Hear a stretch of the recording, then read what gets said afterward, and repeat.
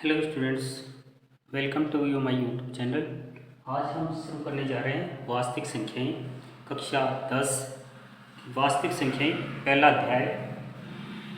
वास्तविक संख्या समझने से पहले आपको कुछ विशेष संख्याओं पर ध्यान देना होगा। इसको समझना काफ़ी ज़रूरी है। इन संख्याओं में आपको समझना है प्राकृत संख्याएं, पूर्ण संख्याएं, पूर्णांक, परिमेय संख्याएं, अपरिमेय संख्याएं, उसके बाद में आएगा वास्तविक संख्या। वास्तविक संख्या के बाद में आपको समझना है अभाज्य संख्या। अभाज्य संख्या क्या होती है, पहले मैं इनका बेस भी बताता हूँ, इसका नॉलेज होना काफ़ी जरूरी है। तो सबसे पहले हम लेते हैं प्राकृत संख्याएं। प्राकृत संख्या क्या होती है, जैसे हम क्लास के विद्यार्थियों का कैलकुलेशन करते हैं 1 2 3 4, जिनको हम गिन सकते हैं। कोई भी वस्तु है जिसका हम कैलकुलेशन कर सकते हैं, तो जब भी हम कैलकुलेशन करते हैं तो कहाँ से प्रारंभ करते हैं, 1 से। ऐसे गिनेंगे 1 2 3 4 5। तो जो संख्या 1 से प्रारंभ होती है और अनंत तक चलती है, इस प्रकार 1 2 3 4 5 इस प्रकार चलती है और ये अनंत तक चलती है, उसको हम प्राकृत संख्या कहते हैं, नेचुरल नंबर, जिसको n से व्यक्त करते हैं। इसके बाद में आपको समझना है पूर्ण संख्याएं। पूर्ण संख्या क्या होती है, हमने कैलकुलेशन यहाँ पे किया 1 2 3 4 5, तो हमें अन्य संख्याओं की भी आवश्यकता पड़ती है। जैसे मैं कहूँ कि मेरे हाथ में मार्कर मैंने यहाँ रखे हैं, मेरे हाथ में कितने मार्कर है, तो कुछ भी मार्कर नहीं है, यानी 0। यहाँ पर 0 की आवश्यकता पड़ी है। तो इसका मतलब ये है कि पूर्ण संख्या यहाँ 0 से प्रारंभ होगी और अनंत तक चलेगी। जो संख्या 0 से प्रारंभ होकर अनंत तक चलती है, 0 1 2 3 4 इस प्रकार, इस संख्या को हम पूर्ण संख्या कहते हैं। याद रखना, इन दोनों में केवल 0 का फर्क है। तो जो संख्या 0 से प्रारंभ होकर के अनंत तक चलती है उसको हम पूर्ण संख्या कहते हैं, और जो संख्या 1 से प्रारंभ होकर अनंत तक चलती है उसको हम प्राकृत संख्या कहते हैं। इसके बाद में हमें ऋणात्मक संख्याओं की भी आवश्यकता पड़ी। यहाँ उसके बाद में पूर्णांक। पूर्णांक का मतलब है पूरे अंक, कटे हुए अंक नहीं हो, अधूरे अंक नहीं हो, पूरे अंक। पूर्णांक का मतलब है पूरे अंक। तो यहाँ पर माइनस में भी हो सकते हैं, प्लस में भी। तो पूर्णांक क्या होते हैं, पूर्णांक यानी पूरे अंक। तो जिस पूर्णांक के अंतर्गत 0 के बाद में जो संख्या शुरू होती है, 1 2 3 4 5, ये सब भी पूर्णांक है। 0 भी यहाँ एक पूर्णांक है, और इससे 0 से नीचे चलते हैं -1 -2 -3 -4 इस प्रकार, ये सभी पूर्णांक है। इधर वाले पूर्णांक ऋणात्मक पूर्णांक है और ये धनात्मक पूर्णांक है, ये शून्य पूर्णांक है। याद रखना, ये धनात्मक पूर्णांक, ये ऋणात्मक पूर्णांक, ये शून्य पूर्णांक। तो यह पूर्णांक यानी पूरे अंक, कोई कटे हुए अंक नहीं है, अधूरे अंक नहीं होंगे, पूरे अंक, तो उसको हम कहते हैं पूर्णांक। उसके बाद परिमेय संख्या आती है। परिमेय संख्या किसे कहते हैं, जिस संख्या को हम p/q के रूप में लिख सकते हैं या व्यक्त कर सकते हैं उसको हम परिमेय संख्या कहते हैं। यहाँ p क्या होता है, ये भी पूर्णांक है यानी पूरे अंक है, और q क्या है, ये भी पूर्णांक है, यहाँ पे पूर्णांक है। p भी पूर्णांक, q भी पूर्णांक। जिस संख्या को p/q के रूप में लिख सकते हैं वो तो होती है परिमेय संख्या, और जिस संख्या को p/q के रूप में नहीं लिख सकते हैं वो होती है अपरिमेय संख्या। तो इसको p/q के रूप में नहीं लिख सकते, लिख नहीं सकते, उसको हम अपरिमेय संख्या कहते हैं। तो इसमें परिमेय संख्या में जैसे हम कोई भी संख्या जैसे 3 भी ले सकते हैं, इसके नीचे 1 माना जाता है, तो p/q के रूप में लिखा जा सकता है। 0 भी एक पूर्णांक है, इसके नीचे 1 हम ले सकते हैं। इसकी केवल एक कंडीशन होती है कि q not equal to 0, q का मान 0 नहीं होना चाहिए। 3/4 ये भी परिमेय संख्या है, इस प्रकार 22/7 ये भी परिमेय संख्या है।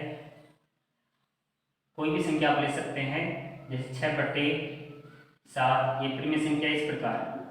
क्वांटम की बात करें तो जैसे 2.5 ये भी परिमेय संख्या है, क्योंकि जब आप पॉइंट हटाएंगे तो नीचे 10 लिख करके और सरल करेंगे, p/q के रूप में आ जाएगा।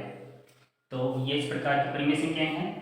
और अपरिमेय संख्या, अपरिमेय संख्या क्या होती है, कोई भी अभाज्य संख्या है उसका रूट कर दीजिए, जैसे √2, ये परिमेय संख्या है, अपरिमेय संख्या है। तो इसमें p का मान यहाँ पर पूर्णांक में नहीं है।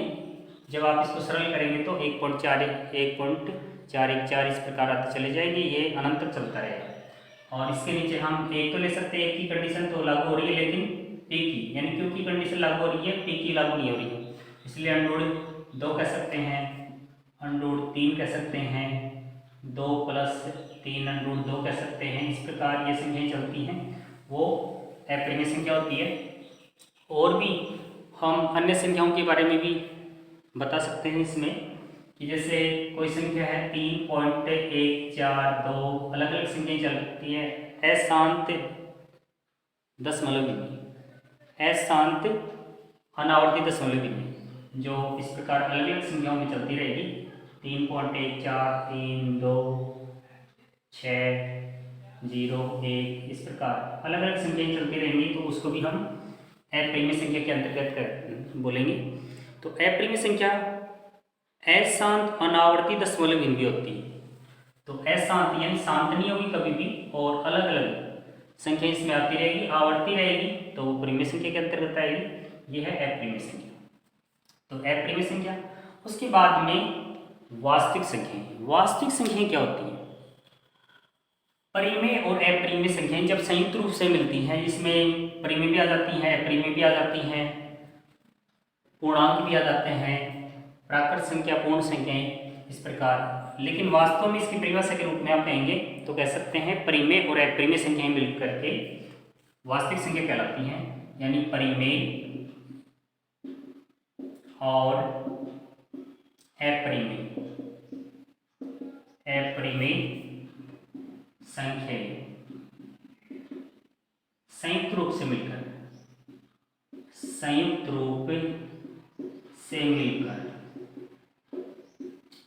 वास्तविक संख्या कहलाती है। वास्तविक संख्याएं कहलाती हैं, याद रखना। उसके बाद में हम लेते हैं अभाज्य संख्या। अभाज्य संख्या किसे कहते हैं?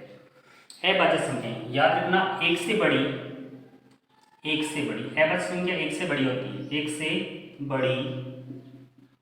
से बड़ी होती है अभाज्य संख्या। याद रखना, एक से बड़ी वह संख्या एक से बड़ी वह संख्या जिसमें एक और स्वयं का भाग जाता है, यानी एक का भाग जाएगा या खुद का भाग जाएगा।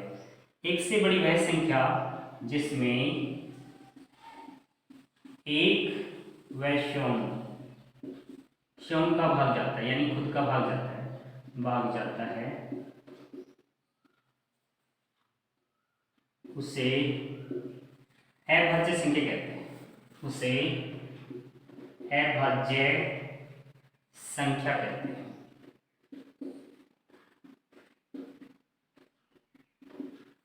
प्यारे बच्चों, याद रखना, एक से बड़ी वह संख्या जिसमें एक व स्वयं का भाग जाता है उसे अभाज्य संख्या कहते हैं।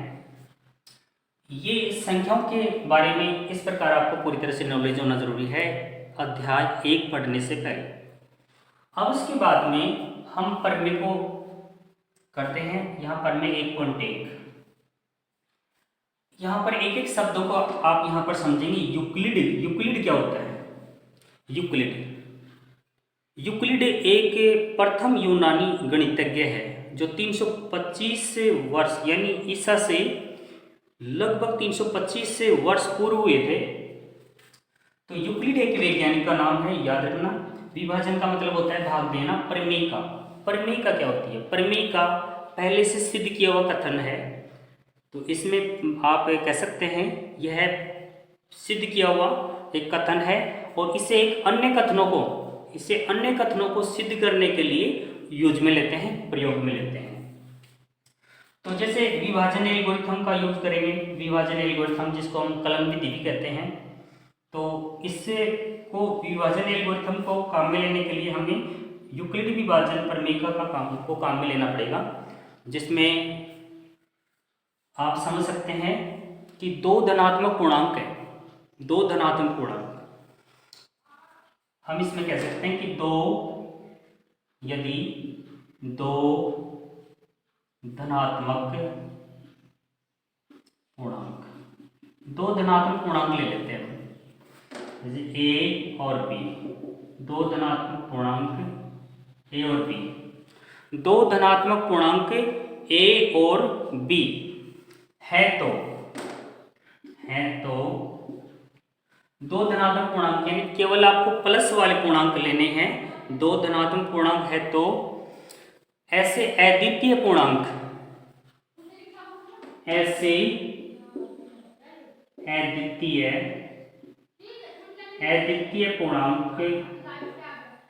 पूर्णांक और लेते हैं जिसमें हम ले सकते हैं Q और R।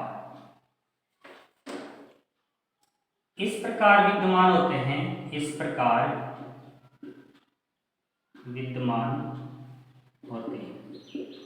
यानी इस प्रमेय का क्या अंतर्गत ये किस प्रकार विद्यमान होते हैं, जिसको आप कहेंगे A बराबर BQ प्लस R। R का मान 0 से बड़ा होता है या उसके बराबर, लेकिन B से छोटा होता है। अब यहाँ पे A क्या है, B क्या है, Q क्या है, R क्या है, पहले मैं आपको ये समझाता हूँ। देखिए कोई भी संख्या है जैसे 25 है, जैसे इसको हम A कह सकते हैं, ये 25 है और इसमें हम 6 का भाग दे रहे हैं। कितनी बार जाएगा, 6 चौके 24, एक शेष बचेगा। तो यहाँ जो अंतर मान है जिसको हम भाज्य कहते हैं, ये तो है A, यहाँ पर 6 इसका मतलब है B, यानी हमने 25 में 6 का भाग दिया तो भागफल में अपने पास आ गया 4, तो इसका मतलब है Q। एक का मतलब है शेषफल, अंग्रेजी में इसको रिमाइंडर कहते हैं, R कहते हैं, तो ये इसको हम कहेंगे R। तो हम इससे प्रमेय का के आधार पे हम इसको लिख सकते हैं जैसे 25 बराबर B का मतलब इसमें है 6, यहाँ पर 6 लिखी, और Q का मतलब इसमें है 4, ये 4 है, और उसके बाद में है 1। तो जब आप इसको सरल करेंगे तो 25 के बराबर आ जाएगा। इसका मतलब ये कि ये दोनों मान यहाँ पर बराबर है। लेकिन ध्यान रखो कि जो R का जो मान है, R शेषफल, R का मान 0 से बड़ा होगा या उसके बराबर होगा, तो R का मान यहाँ पर 1 आया है, तो R का मान कभी भी B से बड़ा नहीं आएगा बल्कि B के मान से छोटा आएगा। B का मतलब यहाँ। इसके बाद हम शुरू करने जा रहे हैं पर्सनली 1.1 और 1.1 का पहला क्वेश्चन, जिसमें HCF ज्ञात करना है। HCF कौन सी विधि से, यूक्लिड विभाजन एल्गोरिथम से। HCF का एक सवाल बोर्ड एग्जाम में निश्चित रूप से आता है, याद रखना। यहाँ पर अंक भार इसका एक कह सकते हैं अपन, ये एक कम से कम 1 नंबर का HCF बोर्ड एग्जाम में पूछा जाता है, जो आपको पूरी तरह से तैयार रखना है।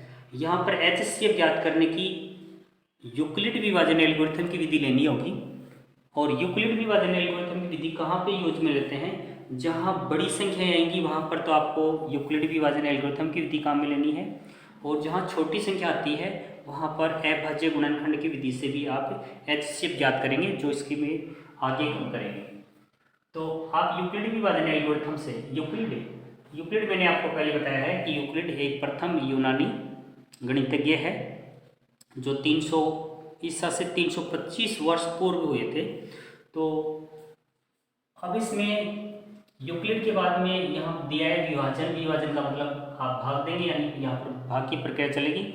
एल्गोरिथम क्या है, ये एल्गोरिथम सुपरिभाषित चरणों की एक श्रृंखला होती है, जो आप यहाँ पर श्रृंखला बनाएंगे और श्रृंखला के माध्यम से आपको इसको सरल करना है, HCF ज्ञात करना है। ये बिल्कुल ईजी है, आप आराम से समझ जाएंगे, ध्यान से देखते चले जाएंगे।